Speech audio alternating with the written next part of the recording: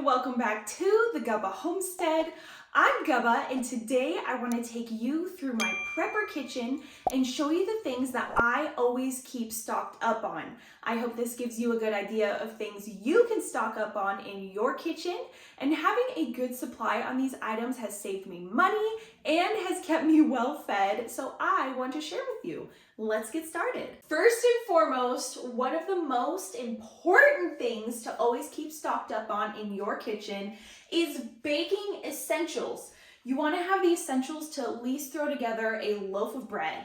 So right here, I have flour, I have sugar, salt, baking powder, and baking soda. This is not what I just keep on hand. If I just kept this stuff on hand, I would have to go to the store all the time.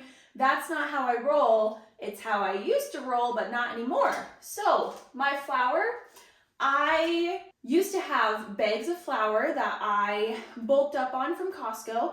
This is actually the last of it. And then I'm going to be transitioning over to using wheat berries. So you guys have seen where I have put wheat berries into 5-gallon buckets. And I also have a wheat grinder, a wheat mill, and I'll be making my own fresh flour. So I am on the tail end of those bags that I stocked up on from Costco. So yeah, this is not what I just have on hand. This is just what I keep in my kitchen. Same thing with my sugar. So I have way more sugar than this. I have, again, 5-gallon buckets that I keep sugar on hand to then refill this in my kitchen. I got salt, so this is from Costco. This lasts a long time. I also have salt to refill this that I ordered from As Your Standard. And yeah, this literally lasts a long time. Salt lasts a long time, sugar lasts a long time. This is baking powder. I keep it in this little container right here. Baking powder, baking soda. Super important for when you are baking things to get a rise out of them, right? And I don't just have this. I also have a lot of baking powder that I also keep on hand. And then same thing with baking soda. I actually need to refill this, but I have bags of baking soda, and baking soda has so many uses outside of just baking. You can use it in your laundry, you can use it for cleaning. You can do a lot with baking soda, so I love to have baking soda on hand. You can also make toothpaste from it. So the baking essentials are something that I always keep stocked up on, and I would recommend anyone to always keep stocked up on, because you want to be able to make a loaf of bread in any sort of situation. Making bread is super easy. Next, let me show you some other essentials that I keep on hand that are related to the baking essentials. Butter is related to baking essentials. You use butter a lot for baking, cooking. I keep butter on hand. This is just butter that I put in my freezer. I have a lot more of this out in my outside freezers. I also make butter from my cow, so I am lucky enough to have a lot of butter, but butter is easy to store.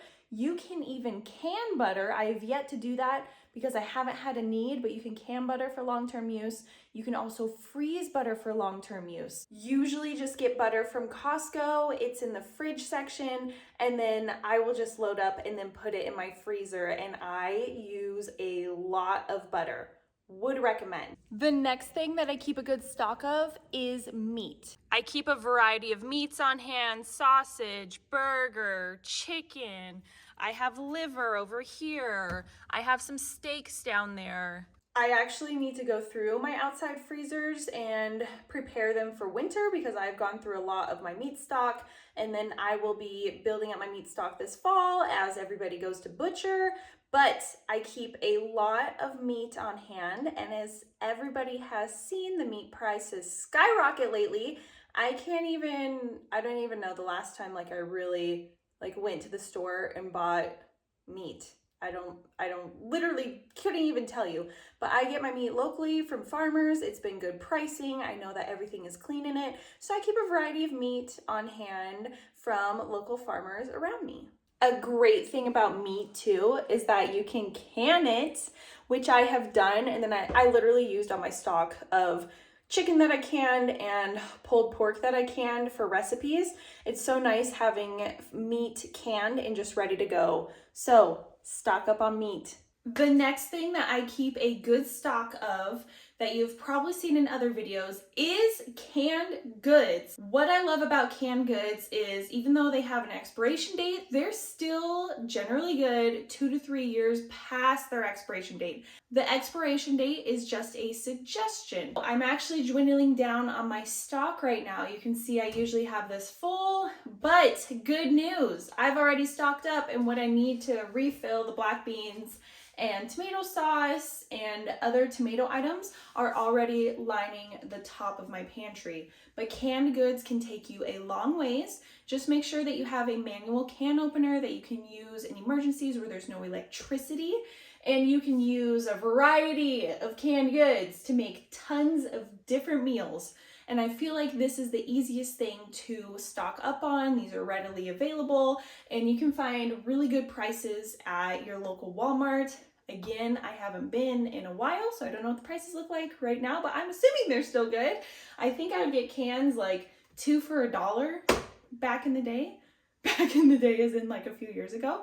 So canned goods, I always keep a good stock of these and I use them in recipes like chilies. And winter is coming up, so I will be readily using beans and the tomatoes. So canned goods are definitely a good thing to keep stocked up on. Another thing that I always keep stocked up on is condiments. All right, so I got my sriracha, I got ketchup, I have mustard down here, soy sauce, a variety of mustards, mayonnaise in case I don't feel like making my own homemade mayonnaise. I got hoisin sauce, so I have a variety of sauces that I use in my kitchen, and I would recommend keeping stocked up on condiments.